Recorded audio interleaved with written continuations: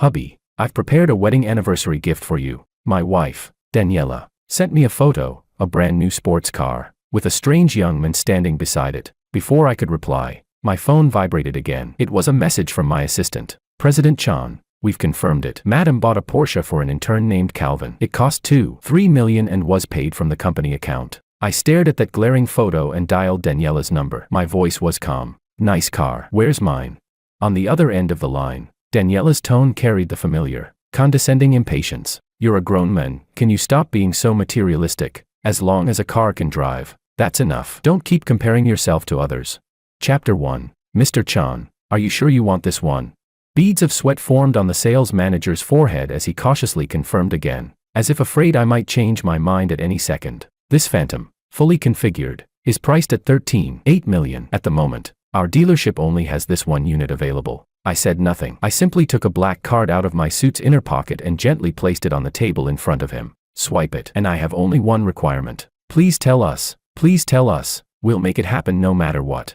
The sales manager bent forward instantly, almost bowing. I pointed toward the floor-to-ceiling window. Not far away, the Porsche that Daniella's so-called little brother, Calvin, had just driven off and was disappearing from view. I spoke flatly. I want to be driving this car, and arrive downstairs at my wife's company within 1 hour. No problem, Mr. Chan. I'll arrange everything immediately. I guarantee you'll be driving your new car within the hour.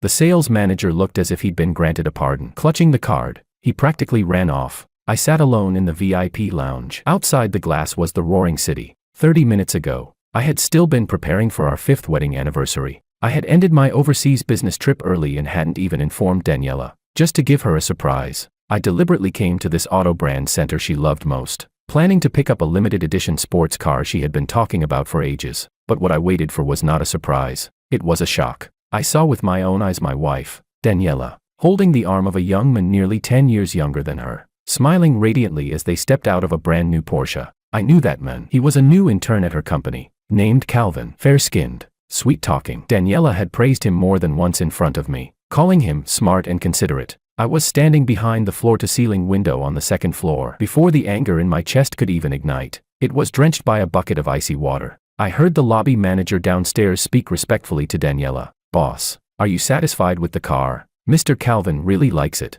doesn't he? Daniella looked up at Calvin like a woman deeply in love. The affection and infatuation in her eyes were something I had never once received from her. As long as he likes it, that's all that matters. Calvin wrapped an arm around Daniella's waist and kissed her on the cheek. His voice was neither loud nor soft, just enough to reach me, the audience. Thank you, Daniella. You're so good to me. Silly boy. It's just a car. Your sister will get you something even better in the future. My assistant, Vale, stood behind me, barely daring to breathe. Expressionless, I watched the loving couple below, took out my phone, and sent my assistant a message. Find out who paid for that car. Less than 5 minutes later, Vale replied, President Chan, it's confirmed. Madam paid in full using the company's contingency fund account. 2.3 million. I looked at that line of text and suddenly laughed. The company contingency fund account, that was part of our shared marital assets. In fact, one could say every cent of profit that company made was soaked in my blood and sweat. For her sake, I had stepped back from the spotlight and willingly stayed behind the scenes, becoming the shadow beneath her halo as a successful female entrepreneur. I let her be the legal representative. I let her be the chairwoman. I let her speak eloquently in front of the media, basking in admiration and praise from everyone. I thought that was love. I thought that was fulfillment. Now it seemed I had merely built her a castle with my own hands, a castle where she could do whatever she pleased, and I was nothing more than the clown she kept inside it, ready to be discarded at any time. My phone vibrated. It was a photo from Daniella. In the picture, Calvin was sitting in the driver's seat of the Porsche, flashing AV sign at the camera, his smile bright and carefree. The caption read, Hubby, I've prepared a wedding anniversary gift for you. She couldn't even be bothered to come up with a different excuse. She directly used a gift meant for her lover as a way to brush me off. Right after that, her call came through. Hubby, did you see the photo I sent you? Do you like it? This is our 5th wedding anniversary gift, she said cheerfully, her voice even carrying a hint of flaunting pride. I walked to a corner of the lounge, lowered my voice, and tried to keep my tone sounding normal. Nice car. Where's mine? What's my gift? There was a brief pause on the other end. Then Daniella's tone turned impatient. James, what do you mean by that? I bought you such a great car and you're still not satisfied. You're a grown man. Can you stop being so materialistic? As long as a car can drive, that's enough. Don't always compare yourself to others. And besides, isn't your Toyota still running just fine? What's wrong with keeping a low profile? Do you really need to be so flashy? People will think we're ridiculously rich. Listening to her righteous scolding, I felt nothing but irony. That's right, I'd been driving that Toyota for 5 years. It was a wedding gift from my father back then. In those 5 years, for her, for this family, I had earned far more than 100 Toyotas. And what did I get in return? Her using our shared assets to buy a $2 million+ sports car for a pretty boy, then turning around and accusing me of being materialistic and competitive. Daniella, I interrupted her. Do you really think I'm that easy to fool? Silence filled the line. A few seconds later, she let out a cold laugh. James, what kind of nonsense are you pulling now? It's just a car. Is this really necessary? If you really like it that much, fine, I'll order one for you tomorrow. Happy now? No need, I said flatly. Your gift is too expensive. I'm afraid I can't afford to accept it. With that, I hung up. Mr. Chan, everything's ready, the procedures are complete, and the car is prepared for you. The sales manager jogged over, respectfully presenting the car keys and a gold-embossed VIP card with both hands. This is our highest-tier black and gold card. From now on, any purchase you make at any store under our group will receive the highest level of service. I took the keys and stood up. Thank you. When I sat in the driver's seat of the brand-new Phantom, breathing in the scent of fresh leather unique to a new car, my heart felt calmer than ever before. Daniella, the play you personally directed, it's time for it to end, and I will be the one who pulls the curtain down. Chapter 2. Daniella's company headquarters stood in the most prosperous financial district downtown. This building was something I had personally approved the purchase of back then. Now, it had become a symbol of Daniella's identity as a so-called business queen. The Phantom, worth over $13 million, was parked at the entrance of the building, like a silent and elegant beast, instantly drawing everyone's attention. The security guard recognized me, and he also recognized the old Toyota I'd been driving for 5 years. When he saw me step out of this top-tier luxury car, the expression on his face was more colorful than a painter's palette. Chan. Chan. Mr. Chan. I nodded at him and tossed him the car keys. Park it for me. Then I walked straight toward the entrance. Today was an important product launch event for Daniella's company. The media were everywhere, and distinguished guests filled the venue. I didn't have an invitation, but the greeters at the entrance knew who I was. The surprise and hesitation on their faces lasted no more than 3 seconds before turning into professional smiles. Mr. Chan, you're here. I walked directly into the hall. The launch event was already nearing its end. Daniella stood on stage, dressed in a perfectly tailored white suit, confident, elegant, speaking fluently. Thunderous applause erupted from the audience. She was always like this, radiant, dazzling, forever the center of attention, and I had grown used to standing in the shadows, applauding for her. My gaze swept across the crowd, and I quickly found the young figure I was looking for. Calvin was wearing a sharp suit, a staff badge hanging on his chest, standing in the front row, gazing at Daniella on stage with undisguised infatuation. He looked like the most devout believer, worshipping his God. I slowly walked over and sat down in the empty seat beside him. Calvin seemed to sense something and turned his head. The moment he recognized my face, his pupils shrank violently, and all the color drained from his face. Chan. President Chan, he stammered, panic and fear flooding his eyes. I smiled at him, a smile with not the slightest warmth. Little Calvin, what a coincidence. My voice wasn't loud, but to him, it sounded like a thunderclap. His body began to tremble uncontrollably. His lips quivered, but he couldn't utter a single word. Relax. I patted his shoulder. The force wasn't strong, yet his entire body stiffened instantly. Young people having ambition is a good thing, but you have to walk the right path. Don't you agree? Cold sweat trickled down from Calvin's temples. He didn't dare look at me, his eyes glued to the tips of his shoes as if they held some priceless treasure. On stage, Daniella seemed to notice the disturbance. When her gaze met mine in midair, the smile on her face froze for a brief moment, but she quickly adjusted and continued her speech. Only now, her pace was noticeably faster than before. I withdrew my gaze from her, leaned closer to Calvin's ear, and whispered in a voice only the two of us could hear. How does that Porsche feel to drive? Calvin's body jolted violently, as if he'd been struck by electricity. He snapped his head up and stared at me in disbelief, terror written all over his face. I don't know what you're talking about, he said, still making a final, futile struggle. I smiled. You don't know. I took my phone out of my pocket and opened the photo Daniella had sent me, waving it in front of his eyes. Isn't this you in the picture? Personally sent to me, saying it was my wedding anniversary gift. Do you think I should thank her? Calvin's face was no longer just pale, it had turned an ashen gray, the color of death. He looked at me, his mouth opening and closing, but no sound came out. Fear, like an invisible hand, clenched tightly around his throat. President Chan. I was wrong. He finally broke down, his voice trembling with sobs. I didn't mean to, it was Daniella.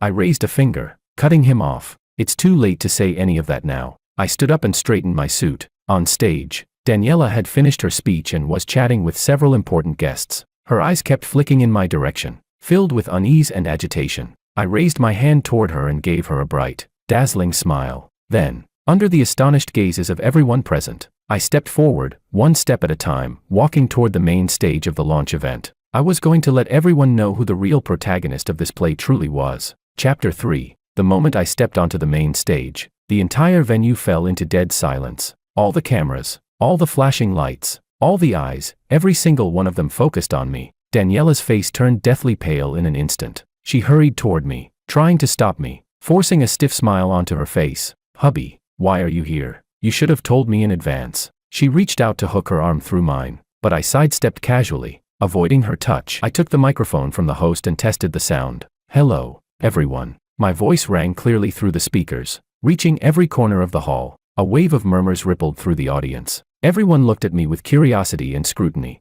They knew Daniella, the rising queen of the business world, but they didn't know me. This sudden intruder she referred to as her husband. Cold sweat had already formed on Daniella's forehead. She grabbed my arm tightly, lowered her voice, and spoke in a near-pleading tone. "James, what are you trying to do? Don't cause a scene here. Let's go home and talk." "Okay.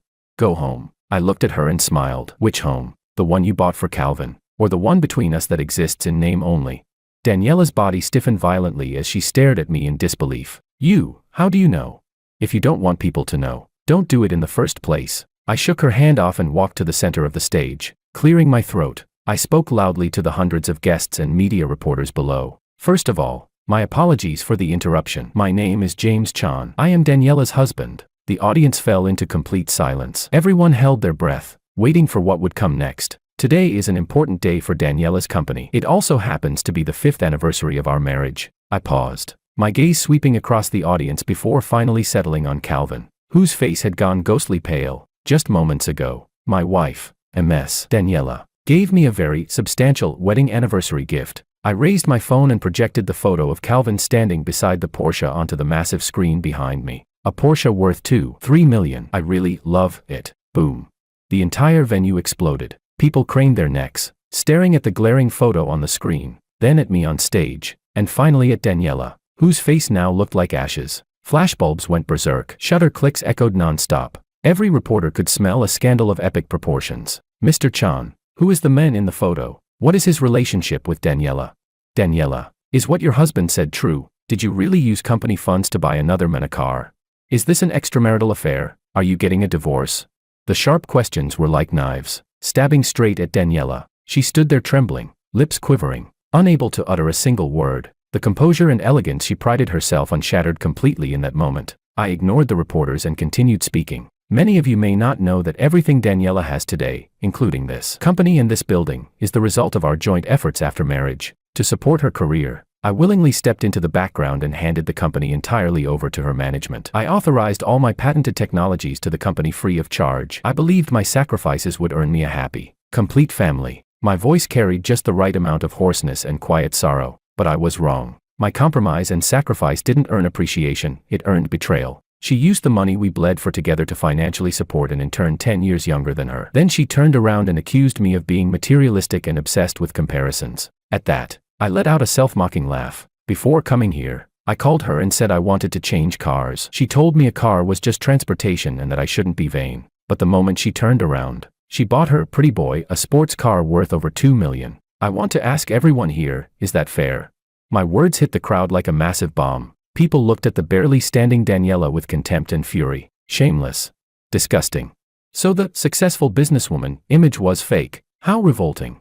Someone shouted first, and soon curses erupted from all directions. Daniella staggered, nearly unable to remain standing. Her assistant and several executives rushed onto the stage, shielding her as they tried to escort her away from this place of utter humiliation. I watched coldly as she was surrounded by people and dragged away in disgrace. I knew that from this day on, the business queen persona she had spent years cultivating would completely collapse. And this was only the beginning. I picked up the microphone again and announced my decision to all the media present. "I, James, will formally file for divorce from Ms. Daniella, and I will reclaim, through legal means, everything that rightfully belongs to me, including this company and all personal assets under my name. Thank you." With that, I set the microphone down. Under the relentless chase of countless flashing lights, I turned around, held my head high, and walked away from the place that once carried all my dreams and blood, sweat, and tears. Chapter 4. I had barely stepped out of the launch hall when Daniella's call came chasing after me. I didn't answer. I hung up,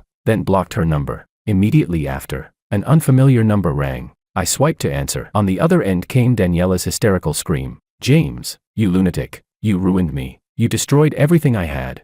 "I ruined you." I let out a cold laugh. "Daniella, put your hand on your conscience and ask yourself, who ruined whom?" "It was you. You were the one who personally pushed our relationship, our family, straight into the abyss."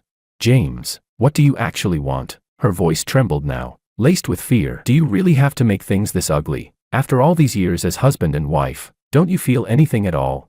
"Husband and wife?" I felt as if I'd just heard the biggest joke of my life. "When you held another man's arm and bought him a luxury car worth millions, where was that marital bond? When you used my money to keep a pretty boy and then turned around and scolded me for being materialistic, where was that marital bond?" "Daniella, drop the fake act. It makes me sick." "James," her voice suddenly shot up, filled with venom, "don't get smug. Do you think you've won? Let me tell you, this company is mine. I'm the legal representative. I'm the chairwoman. You're nothing. Even if we divorce, don't even think about taking a single cent from me. I'll make sure you leave with nothing." "Is that so?" I chuckled softly, my tone dripping with disdain. "Daniella, have you forgotten how this company came into existence? Whose name is on the core technology patents? Who wrote the business plan that secured the first round of angel investment? Before the company went public, who broke through all the technical barriers and shut up those arrogant Wall Street investors?" The line fell into a deathly silence. Every question I asked landed like a heavy hammer, smashing straight into her heart. These were the things she had deliberately forgotten, or rather, the history she had tried to erase entirely from my record of contributions. "Daniella, you overestimate yourself, and you underestimate me. Did you really think I handed the company over to you so you could do whatever you pleased? Let me tell you something. I can lift you to the heavens, and I can just as easily make you fall. Everything you have now, I can take back at any time." "No, that's impossible." Panic flooded her voice. "Those patents, those technologies, they were transferred to the company long ago. You don't have any evidence." "Evidence?" I laughed. "Daniella, did you forget the asset nominee agreement we signed back then? To put your mind at ease, I placed all my personal assets, including those patents and shares, under your name for holding purposes. The agreement clearly states that the actual owner of those assets is me. James, you were merely the nominal holder. That agreement exists in 2 copies. Mine has been locked in a safe deposit box at a Swiss bank this entire time. Tell me, if I submit that agreement to the court, who do you think the judge will believe?" "No." A scream of pure despair came from the other end of the line. "James, you schemed against me. You were planning this from the very beginning." "I schemed against you," I snorted coldly. "If you hadn't betrayed me first, that agreement would have rotted away in the vault forever. It was you who personally shattered the last bit of trust between us. James, you can't do this to me. We're husband and wife." Her voice softened, switching to emotional manipulation. "Please, hubby, I was wrong. I really was wrong. Give me one more chance. Okay, we won't divorce. We'll go back to how things were." "Too late." I cut her off mercilessly. "From the moment you handed the keys to that Porsche to another man, everything between us was over." With that, I gave her no chance to speak again and hung up. I got into the Phantom and started the engine. The massive black vehicle slid silently into the flow of traffic. In the rearview mirror, the headquarters of Daniella's company grew farther and farther away, until it became nothing more than a tiny black dot. Goodbye, my former lover. Goodbye, the 5 years of my youth that are now gone. From today onward, I will take back everything that belongs to me. Chapter 5. My legal team was astonishingly efficient. The very next day after I left the press conference,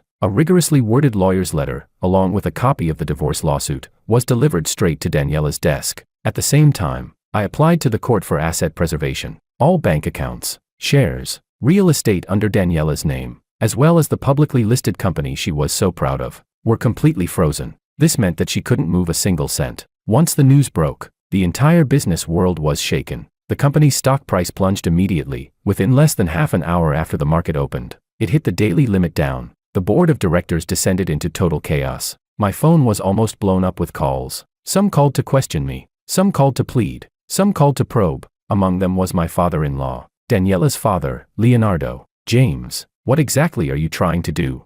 The moment I answered, Leonardo launched straight into accusations, his tone openly hostile. You've turned Danny's company into this mess. What good does that do for you? Couples fight at the head of the bed and make up at the foot of it. If there's a problem, can't you talk it out properly? Why take it all the way to court?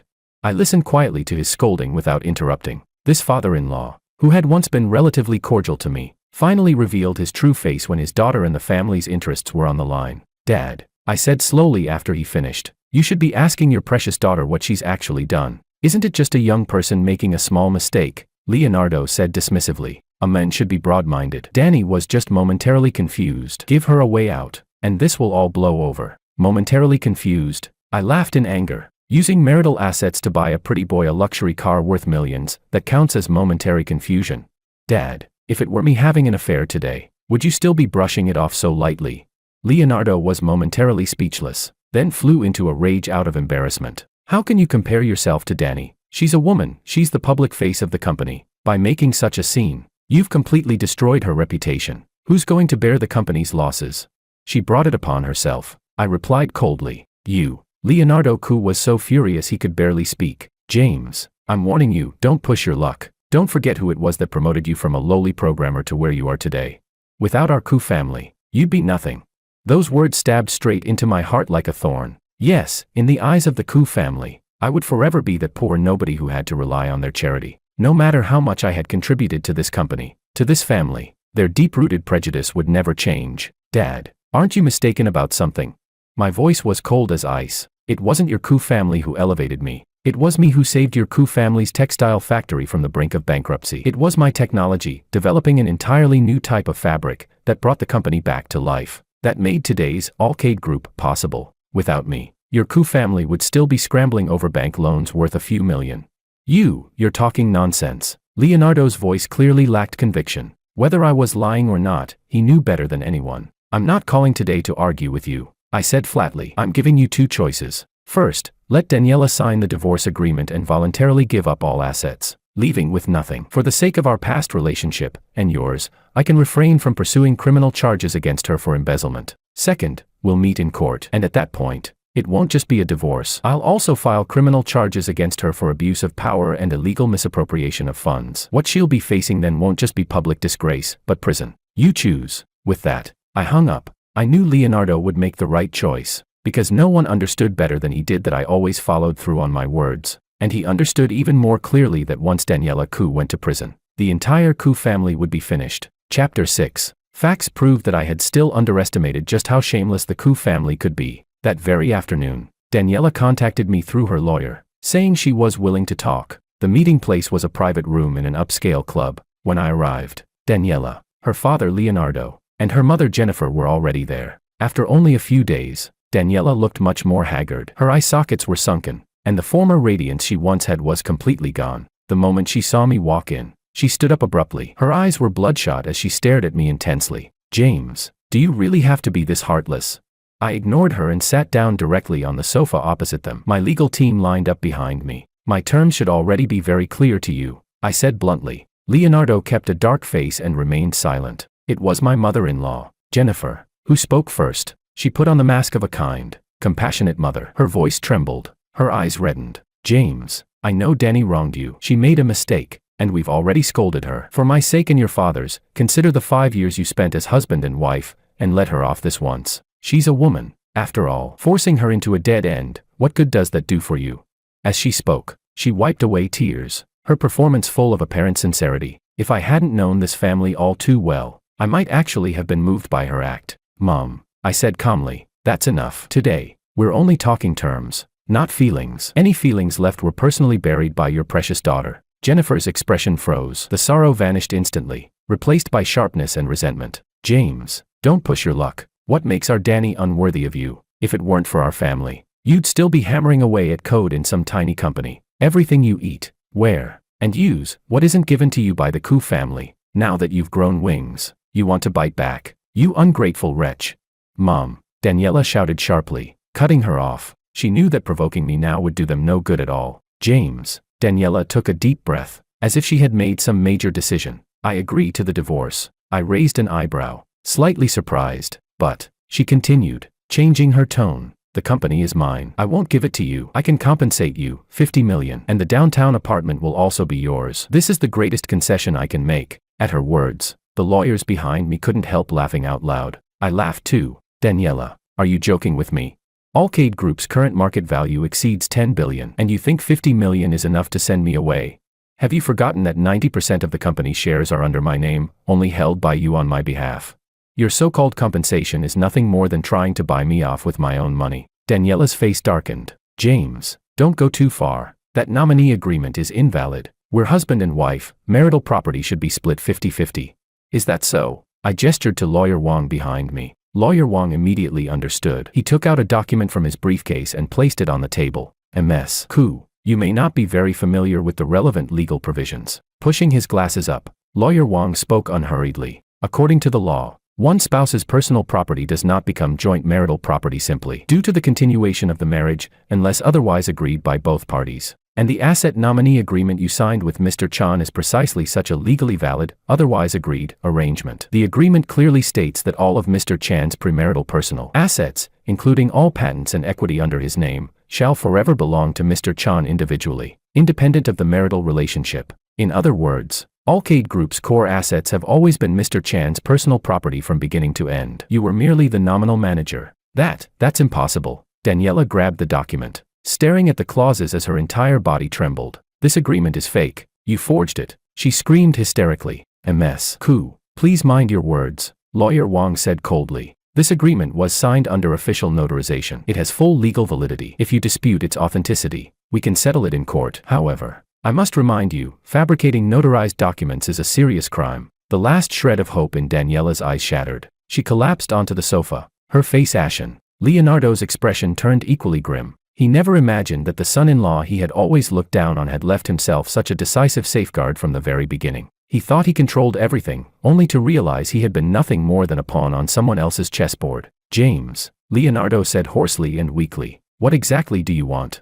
My terms have already been made perfectly clear. I stood up and looked down at them. Leave with nothing, or rot in prison. I'll give you one day to think it over. By this time tomorrow, I expect to see a divorce agreement signed by Daniella. Otherwise, bear the consequences yourselves. With that, I turned and left the private room with my legal team. I knew it. This war, I had already won. Chapter 7. I thought Daniella would finally admit defeat. Reality once again refreshed my understanding of just how shameless she could be. The next day, I didn't receive a signed divorce agreement from her. Instead, I got an unexpected visitor. Calvin, the pretty boy Daniella had been keeping. He asked to meet me at a cafe. He looked utterly exhausted, as if he hadn't slept properly in days. President Chan, he said when he saw me, standing up nervously, not even daring to raise his head. Sit. I gestured calmly, lifting my coffee and taking a sip. What do you want with me?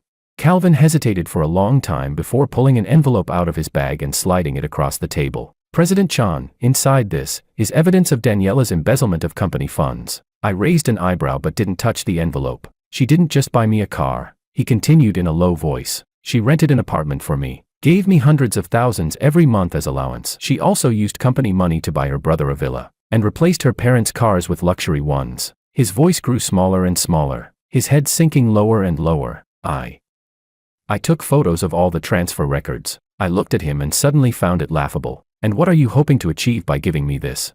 Want me to let you off the hook? Or are you trying to squeeze one more payout from me? Calvin's face flushed bright red. He lifted his head abruptly and hurried to explain. No, that's not it, President Chan. That's not what I mean.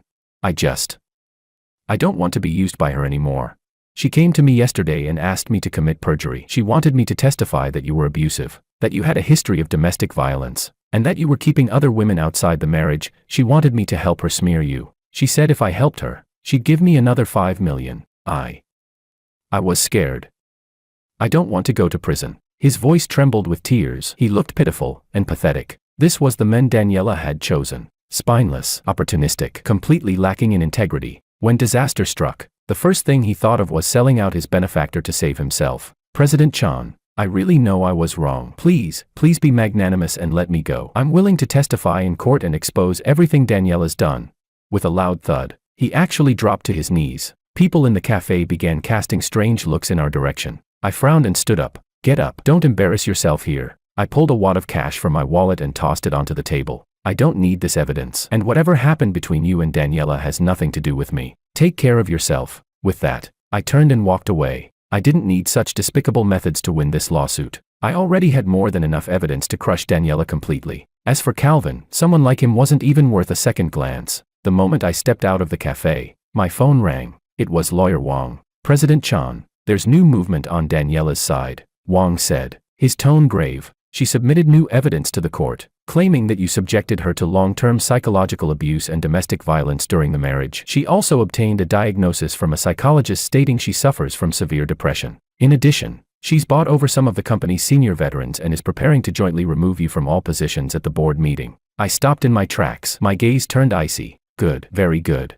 Daniella, you really won't give up until you see the coffin. If you insist on playing, then I'll play this to the very end." I hung up and immediately dialed another number. "Chris, it's me, James. I need a favor. Compile detailed records of our company's overseas account transactions over the past few years, along with my private email correspondence with those Wall Street big shots. Yes, the more detailed, the better. I want certain people to understand who the real owner of this company actually is." Chapter 8. The atmosphere in Alcade Group's emergency board meeting was so heavy it felt like water could drip from the air. Daniella sat in the chair at the head of the table. Her face was haggard, but her eyes were unnervingly resolute. There was even a hint of madness in them. Seated beside her were several senior executives of the company, veterans who had once fought alongside me to build the business from nothing. Now, they had become the weapons Daniella was using against me. When I walked into the conference room, every gaze converged on me. Some were filled with sympathy, some with schadenfreude, some with indifference, and some with guilt. "James, you still dare to show up?"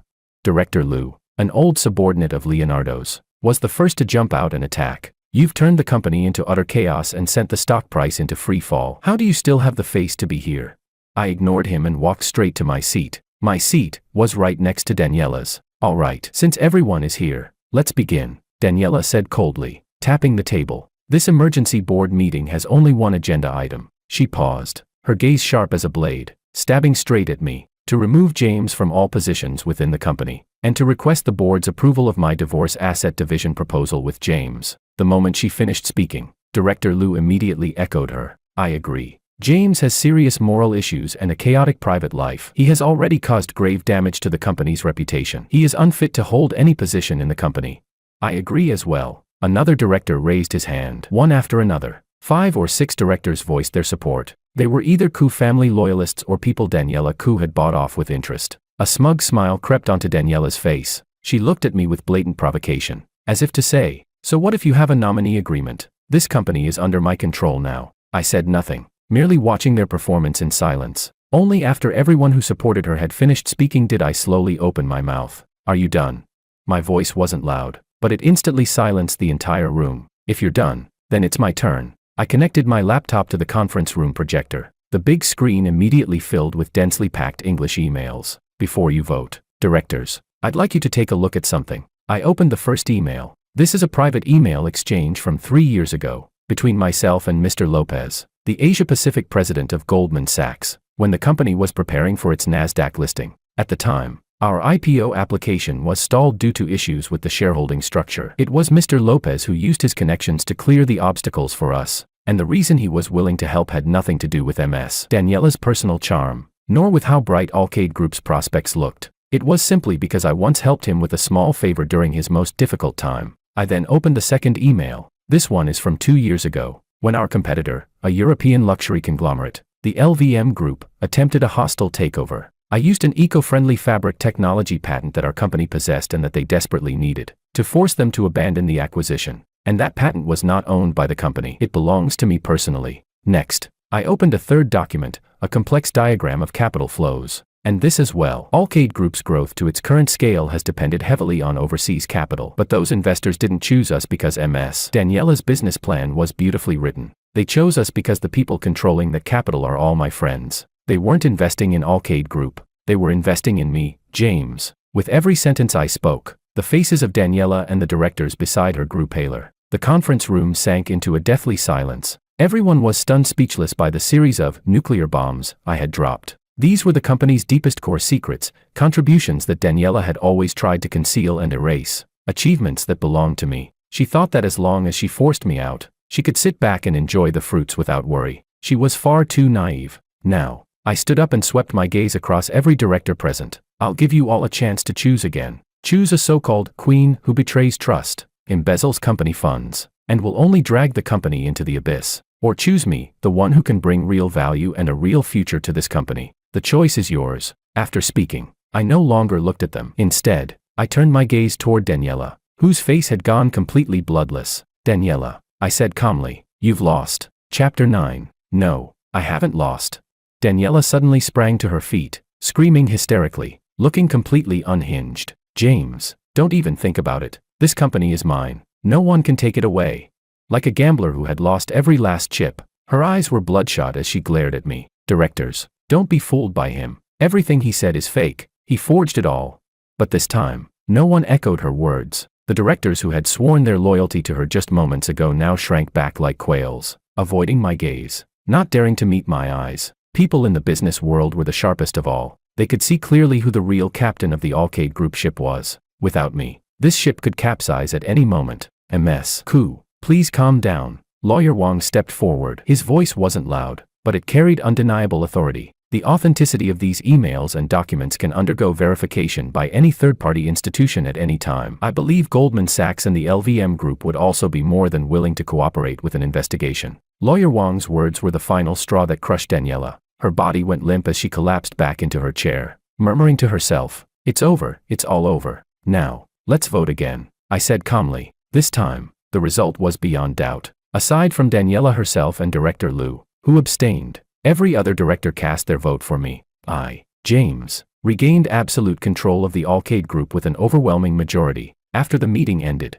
the directors came forward one after another to congratulate me, as if they hadn't just tried to remove me moments ago. I shook hands with each of them, wearing a polite, courteous smile. I knew these people were unreliable, but for now, I needed them to stabilize the company. When everyone had left, only Daniella and I remained in the conference room. She sat there, vacant and dazed, like a soulless statue. I walked up to her and placed a divorce agreement, already signed with my name, on the table in front of her. Sign it. Daniella slowly raised her head and looked at me, her eyes filled with hatred and unwillingness. James, you're truly heartless. We're even, I replied coldly. Compared to you betraying me and trying to leave me with nothing, I think I've been more than merciful. I won't sign it. Daniella suddenly tore the agreement to shreds. I'd rather die than let you get your way. I'll drag this out forever. I'll make everyone know you're a heartless man who abandoned his wife. Suit yourself, I shrugged, completely unconcerned. But I should remind you, your good little brother, Calvin, went to the police this morning and turned himself in. He confessed everything, your embezzlement of company funds. You're keeping him on the side. He even provided extremely complete transfer records and evidence. So tell me, when do you think the police will come invite you in for a chat? Daniella's pupils shrank violently. No, impossible. How would he dare? Why wouldn't he? I sneered. Do you think he loved you? He only loved your money. Now that you can't even protect yourself, of course he's looking for a new way out. Oh, and one more thing. I've already instructed the company's legal department to formally report you to the police, accusing you of abuse of power and misappropriation of funds. The amount involved exceeds 50 million. I think that's enough to keep you behind bars for 10 years or more. Now tell me, do you still think you're qualified to drag this out with me? Daniella's body began to tremble violently, like a leaf in the wind. Fear washed over her like a tide, completely swallowing her whole. She looked at me, and for the first time, her eyes showed genuine pleading. Hubby, no, James. I was wrong. I really was wrong. With a thud, she dropped to her knees, clinging to my leg, crying uncontrollably. Please let me go. I don't want to go to prison. I don't want anything anymore, the company, the house, the money, you can have it all. I'm begging you, withdraw the charges. I looked down at the woman who had once stood high above everyone else, now reduced to dust beneath my feet. I felt nothing. If she had known this would happen, why do what she did in the first place? I kicked her away, took another identical divorce agreement out of my briefcase, and threw it in front of her. Sign it. This is your last chance. Chapter 10. In the end, Daniella signed the divorce agreement. Faced with complete public disgrace or prison, she chose the former. The day after the agreement was signed, we went to the civil affairs office to finalize the divorce. The moment I walked out of the building, divorce certificate in hand, my emotions were complicated. 5 years of marriage, just like that, it came to an end. There was no reluctance, no nostalgia, only the lightness that came with liberation. I withdrew the criminal charges against Daniella, considering it the last shred of dignity I could offer her, and the last courtesy to our dead relationship. But the truth about her embezzlement could not be buried forever. To appease furious shareholders, the board completely removed her from the company and demanded that she return all illegally obtained assets. Overnight, Daniella fell from a business queen worth tens of billions to an ordinary person drowning in debt. Her luxury homes and cars were all auctioned off to repay what she owed. Rumor had it that she moved back in with her parents, crying every day, refusing to leave the house. As for the intern named Calvin, although he avoided criminal punishment due to turning himself in and providing meritorious cooperation, his reputation was ruined throughout the entire industry. He could no longer find a decent job anywhere. Even the Porsche he once flaunted so proudly was listed on a second-hand car website and sold at a steep discount. When my assistant told me all this, I was in the middle of signing a new investment agreement. I had just acquired a well-known European designer brand and was preparing to introduce it domestically as Allcade Group's next major growth engine. President Chan, here's your coffee. A clear, pleasant voice sounded beside me. I looked up and saw a young, unfamiliar face. She was a new intern, about 20 years old, with a neat ponytail. Her eyes were large and bright, as if stars were hidden inside them. Thank you. I took the coffee and smiled at her. The girl's face flushed slightly, and she lowered her head shyly. President Chan, you're my idol. I've watched all your previous interviews. I think you're incredible. Really? I was a little surprised. You've seen my interviews? I rarely do them. Yes, she nodded vigorously. I watched the ones from your early startup days. Even when the company was still small, every word you said carried so much strength. You said that running a business is like being a person. You have to keep your feet on the ground and live up to your own conscience. I've always remembered that. I looked at her, at the pure, untainted admiration and respect in her eyes, and felt something stir in my heart. Once upon a time, this was exactly how Daniella used to look at me. Unfortunately, time, and endless desire, changed everything. What's your name? I asked. My name is Francesca, she replied. Francesca, I repeated softly. That's a beautiful name. Work hard, I encouraged her. If you have dreams, chase them. But always remember, never lose yourself just to take shortcuts. Francesca nodded, half understanding. As I watched her walk away, I suddenly felt that life seemed to have regained a hint of color. My phone vibrated. It was a message from Lawyer Wang. President Chan, Leonardo and his wife want to see you. I frowned and replied, no meeting. Between them and me, there was nothing left to say. However, a few minutes later, Lawyer Wang called. President Chan, they're downstairs at the company. They said if you don't see them, they'll kneel at the entrance and refuse to leave. I pinched the bridge of my nose, irritation rising. Let them come up. I wanted to see for myself what tricks this pair of shameless parents were planning next. Chapter 11. When Leonardo and Jennifer were brought into my office, both of them looked as if they had aged 10 years overnight. Most of Leonardo's hair had turned white, his back was hunched, and the authority he once carried was completely gone. Jennifer looked even worse. Her eye bags were swollen, her face deeply lined with wrinkles, exhaustion written all over her. The moment they saw me, Jennifer dropped to her knees with a thud. James, please save Danny. She cried uncontrollably, her sobs heart-wrenching. Leonardo's eyes reddened as well. His lips trembled as if he wanted to say something, but no words came out. I sat behind my desk, looking at them coldly. I'm already divorced from her. Whatever happens to her has nothing to do with me. How can it have nothing to do with you? Jennifer crawled forward, trying to grab my leg, only to be stopped by my bodyguard. James, Danny, she's not going to make it. My heart sank. What do you mean? She has severe depression. She locked herself in her room, refusing to eat or drink, refusing to see anyone. Last night, she slit her wrists. If we hadn't found her in time, she'd already be gone. Jennifer wailed. The doctor said she has very serious psychological issues. If she stimulated again, she could. I fell silent, even though I no longer felt anything for Daniella. Hearing this still stirred something complicated inside me. After all, she was once the woman I had deeply loved. James, I know we were wrong before. Leonardo finally spoke, his voice hoarse and full of regret. We were blind, arrogant, and unfair to you. We failed you. We're not asking you to remarry Danny. We're only asking you to go see her, to talk to her. Right now, she listens to no one. Only you. Only your words might still reach her. Please, James, I'm begging you, as a father, save my daughter. As he spoke, this man well past middle age, once so proud and domineering in front of me, actually bent his knees. I sighed and stood up from my chair. Get up. I walked over and helped them up. I can go see her, but I'm only doing this as a final act of basic humanity. Don't harbor any unrealistic hopes. Yes, we understand.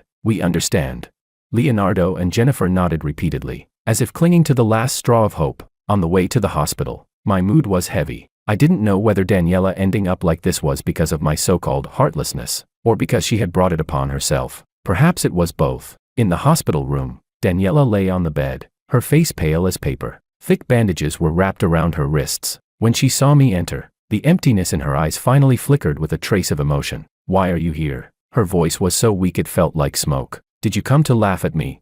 I didn't answer. I pulled over a chair and sat beside her bed. "Why did you do this?" "Hey," Daniella laughed softly, the sound filled with desolation and despair. "I have nothing left. The company's gone. The money's gone. My reputation's gone. What's the point of living?" "James, you won. Are you satisfied now?" She stared at me, hatred burning in her eyes. "I never wanted to win against you." I looked at her calmly. "I only wanted to take back what belonged to me." "What belonged to you?" Daniella grew agitated. "What right do you have to say it was yours? Without me, without the Koo family, do you think you'd be where you are today? You're just an ungrateful ingrate." Listening to her stubborn words, I felt only sadness. Even now, she still hadn't recognized her own mistakes. She blamed every failure on my so-called betrayal, never once reflecting on what she herself had done. "Daniella," I stood up, unwilling to argue any further. "Just live. Not for anyone else, for yourself. You're still young. There's still a long road ahead. Even if you have nothing, as long as you're alive, there's still hope. If you die, then there truly will be nothing left." With that, I turned to leave. "Stop right there." Daniella suddenly sat up in bed, ripping out the 4-needle from her hand. She grabbed a fruit knife from the bedside table and pressed it against her own neck. "James, if you dare walk out that door today, I'll die right in front of you." Chapter 12. I stopped in my tracks and turned around, looking at her coldly. "You think you can threaten me with death?" A flicker of panic flashed through Daniella's eyes, but she quickly forced herself to calm down. The knife in her hand pressed even closer, the sharp blade slicing a shallow line of blood across her neck. "James, I'll ask you one last time, are you willing to remarry me?" She screamed hoarsely. "As long as you say yes, as long as we're still husband and wife, the company will still be ours. We can go back to how things were." "Okay." I looked at her deranged expression and felt nothing but absurdity. What did she think marriage was? A tool she could discard at will, and pick up again whenever she pleased. "Impossible," I replied firmly. "You." The last shred of hope in Daniella's eyes shattered. Despair and madness swallowed her whole. Fine. "James, you forced me into this, even as a ghost. I won't let you go." She screamed, tightening her grip on the knife and slashing down hard. "Don't." Leonardo and Jennifer cried out in despair from the doorway. At that critical moment, I moved. I lunged forward in a single stride. With lightning speed, I grabbed her wrist, twisted sharply. "Ah!" Daniella screamed in pain as the fruit knife clattered to the floor. I pressed her down onto the bed, seized the knife, and flung it far away. The entire sequence happened in the blink of an eye. By the time Leonardo and Jennifer, and the doctors and nurses alerted by the noise, rushed into the room, it was already over. Daniella lay on the bed like a pile of mud, sobbing uncontrollably. The medical staff hurriedly examined her wounds and injected a sedative. I stood to the side, watching coldly. "Mr. Chan, thank you. That was extremely dangerous," an older head nurse said to me, still shaken. I shook my head and said nothing. As I watched Daniella gradually calm under the effects of the sedative, I felt no pity at all. Someone who doesn't even cherish their own life isn't worthy of anyone's sympathy. I walked out of the ward, and Leonardo and Jennifer immediately surrounded me. "James, thank you for saving Danny." "No need." I cut them off. "This is the last time I deal with her affairs. From now on, whether she lives or dies has nothing to do with me. Take care of yourselves." With that, I left the hospital without looking back. I didn't want to have any further entanglement with this family. Back at the company, I locked myself in my office and smoked an entire pack of cigarettes. Daniella's madness felt like a thorn lodged in my heart. I began to reflect, when exactly did our marriage start heading toward destruction? Was it my early concessions and indulgence that gave her the confidence to act without restraint? Or was it her ever-expanding ambition and desire that caused her to lose herself? Perhaps we were never walking the same path to begin with. What I pursued was success in my career, the realization of my own value. What she pursued was fame, status, vanity, the thrill of being worshipped by the crowd. When my light outshone hers, when she felt that I had become an obstacle in her path forward, betrayal became inevitable. Ding! My phone chimed with a news notification. Business queen Daniella suspected of mental breakdown after marital turmoil. Brandishes knife in hospital and attempts self-harm. Situation once spiraled out of control. Below the headline were several blurry photos. Photos of me restraining Daniella. I frowned and immediately called the PR department. Suppress all negative news related to me. I don't want to see my name or my photo on any media platform. Yes, President Chan. After hanging up, I rubbed my aching temples. This farce, it was time for it to end completely. Chapter 13. Although the news of Daniella's failed suicide attempt was forcefully suppressed by me, it still caused quite a stir within a limited circle. For a time, rumors spread everywhere. Some said I was cold and heartless,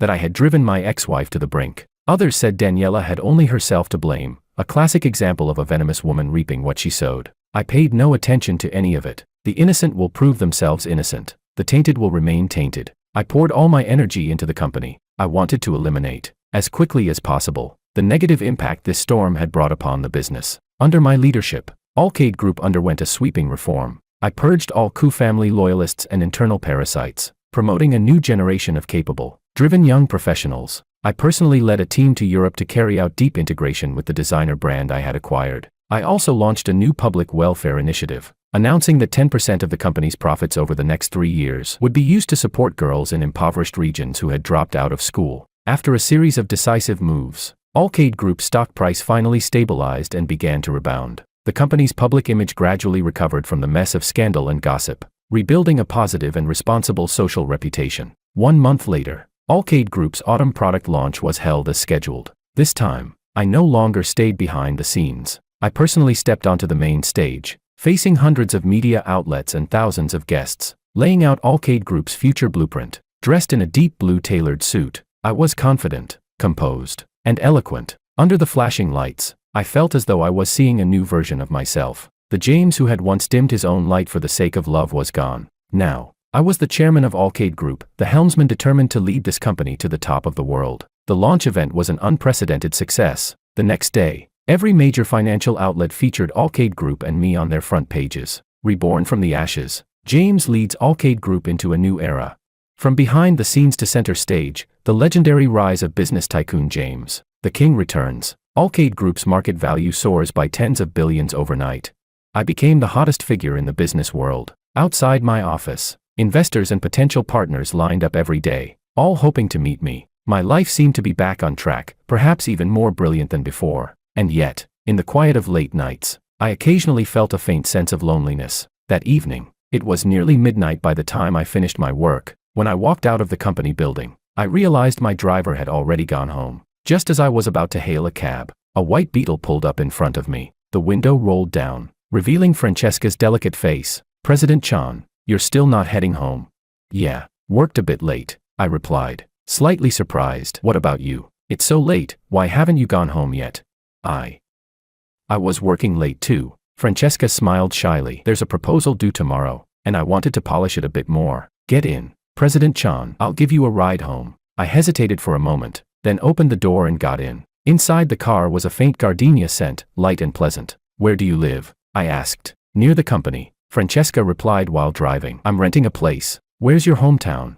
"A small town in Jiangnan. I came here to make my way after graduating from university." We chatted casually along the way. I realized that despite her young age, this girl had a mind of her own. She was passionate about her work and hopeful about the future. In her, I saw a kind of pure vitality I hadn't encountered in a long time. "President Chan, we're here." The car came to a stop downstairs at my apartment building. "Thank you for the ride," I said, unfastening my seatbelt. "You're welcome, President Chan." Francesca turned to look at me, her eyes sparkling in the night. "President Chan, are you alone now?" she asked softly, gathering her courage. I paused for a moment, then understood what she meant. I looked at her face, filled with expectation and nervousness, fell silent briefly, then shook my head. "For now, I don't plan to start another relationship." The light in Francesca's eyes dimmed. "Oh. I'm sorry, President Chan, I was too forward." "It's okay." I smiled gently. "You're a good girl. You deserve someone better." With that, I opened the door and stepped out, watching the white Beetle disappear into the night. I let out a quiet sigh. I wasn't a saint devoid of desire. Facing such a warm, genuine, and proactive girl, saying I felt nothing would be a lie. But I was afraid. Afraid of repeating the same mistakes. Afraid that my sincerity would once again be betrayed. Perhaps I truly needed a long time to heal the wounds Daniella had left behind. Chapter 14. Days passed one by one, and under my leadership, Allcade Group continued to thrive. Between Francesca and me, we maintained a tacit, appropriate distance. She was still the diligent, ambitious intern. Whenever she saw me, she respectfully addressed me as President Chan. I, in turn, would occasionally give her some guidance at work. We both knew our limits and never crossed the line again, until one day, when I accidentally overheard some rumors circulating inside the company. "Have you heard?" That Francesca is trying to seduce President Chan. Exactly. Just a newly arrived intern. Doesn't she know her place? A toad dreaming of eating swan meat. I heard she often uses overtime as an excuse to deliberately get close to President Chan. Last time, she even drove that beat-up beetle of hers to send President Chan home. How shameless. Doesn't she realize what kind of man President Chan is? As if he'd ever look at someone like her. I stood at the doorway of the pantry, my expression darkening instantly. I never expected that a single accidental interaction between Francesca and me would be twisted into something like this. What angered me even more was the malice and viciousness dripping from their words. I pushed the door open and walked in. Inside the pantry, the few female employees who had been gossiping froze the moment they saw me. Their faces turned deathly pale. Chan. President Chan. I ignored them, walked to the water dispenser, and poured myself a glass of water. Then I turned around, looked at them, and spoke coldly. Allcade Group does not need employees who spread rumors and stir up trouble. You few, go to the HR department tomorrow and process your resignations. With that, I turned and left, leaving them standing there, faces ashen. That afternoon, I called Francesca into my office. She looked a little nervous, clearly unsure why I had summoned her. Sit, I said, gesturing to the chair. Francesca, have you heard about some of the rumors going around the company? Her face flushed instantly. She lowered her head, her voice barely audible. I've heard a little. Why didn't you tell me? Francesca fell silent. Did you feel wronged? I asked. Her eyes reddened at once. She shook her head hard, but tears still slipped down. No. President Chan, I'm sorry. It's all because of me that I caused you trouble. Seeing how deeply wronged she clearly was, yet still thinking about me, something in the softest part of my heart was stirred. I walked over, took a tissue, and handed it to her. The one who should apologize is me. I shouldn't have dragged you into all this gossip and nonsense. Francesca took the tissue, wiped her tears, and looked up at me with confusion in her eyes. The employees who were speaking ill of you behind your back, I've already had them dismissed, I said, looking straight into her eyes, enunciating every word clearly. Francesca, I want you to know this, you didn't do anything wrong. Liking someone is not wrong. What's wrong are the people who use filthy minds to judge others. Francesca froze. She clearly hadn't expected me to say something like that. President Chan, would you be willing, I asked seriously, to give me a chance, and give yourself a chance as well? This time, I didn't want to run away anymore. I had stepped out of Daniella's shadow. I should have the courage to embrace a new life, and a new relationship. Francesca's eyes slowly widened, filled with disbelief and joy. She looked at me, her lips moving, but no words came out. Then she nodded hard, tears streaming down again. This time, they were tears of happiness. I smiled, reached out, and gently wiped the tears from the corner of her eyes. Don't cry anymore, I said softly. From now on, you have me. Chapter 15. Francesca and I became a couple. The news spread through the company very quickly. This time, no one dared to gossip anymore, because everyone knew that Francesca was the woman I, James, had chosen openly and without reservation. We lived like any ordinary couple, going to work together, leaving work together, eating meals together, watching movies together. Life with Francesca was simple, yet joyful. She wasn't like Daniella, filled with ambition and calculation. She was kind, pure, and deeply in love with life. She could be happy for an entire day just because I made her a simple breakfast. When I was exhausted, she would quietly brew a cup of hot tea for me. She would pull me along to browse small roadside shops, to eat spicy street noodles from humble stalls. With her, I rediscovered a long-lost passion for life. I began to understand that true happiness wasn't about how much wealth you had or how high your status was. It was about having someone willing to stay by your side, sharing the little moments of life, joy and sorrow alike. Half a year later, I proposed to Francesca. It was a sun-drenched afternoon, on the terrace of my apartment. There was no grand ceremony, no oversized diamond ring. I simply held a ring I had personally designed, simple in style, and knelt on one knee in front of her. Francesca, will you marry me?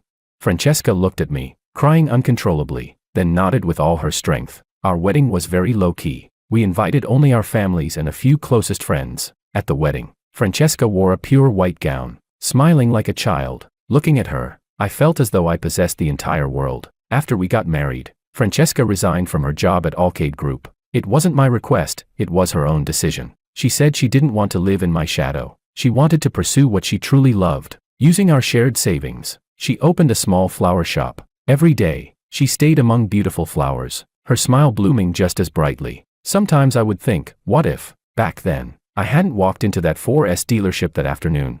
What if I had never discovered Daniella's betrayal? What would my life look like now? Perhaps I would still be that shadow husband, living beneath my wife's spotlight, enduring her coldness and criticism every day, guarding a marriage that existed in name only, slowly withering amid endless self-doubt and pain. It was Daniella's betrayal that forced me to face reality, and allowed me to find myself again. In a way, perhaps I should thank her. Thank her for giving me the chance to start over. Thank her for letting me meet Francesca, the true sunlight of my life. One day, while passing by a rehabilitation center, I accidentally saw a familiar figure. It was Daniella. She was dressed in a patient's gown, sitting in a wheelchair, pushed by a caregiver as she basked in the sun on the lawn. Most of her hair had turned white, her eyes were hollow, her face gaunt. She looked at least 20 years older than her actual age. She saw me too. Our gazes met briefly in the air. In her eyes, there was no hatred, no madness, only a dead, stagnant calm. Neither of us spoke. We simply looked at each other for a moment. Then I nodded slightly at her. She moved the corner of her lips, as if responding. I turned around and continued walking forward. Behind me lay the past that belonged to her and me, a past we could never return to. Ahead of me was Francesca, and our future, filled with hope. The sunlight was just right. The breeze was gentle. Everything was exactly as it was meant to be.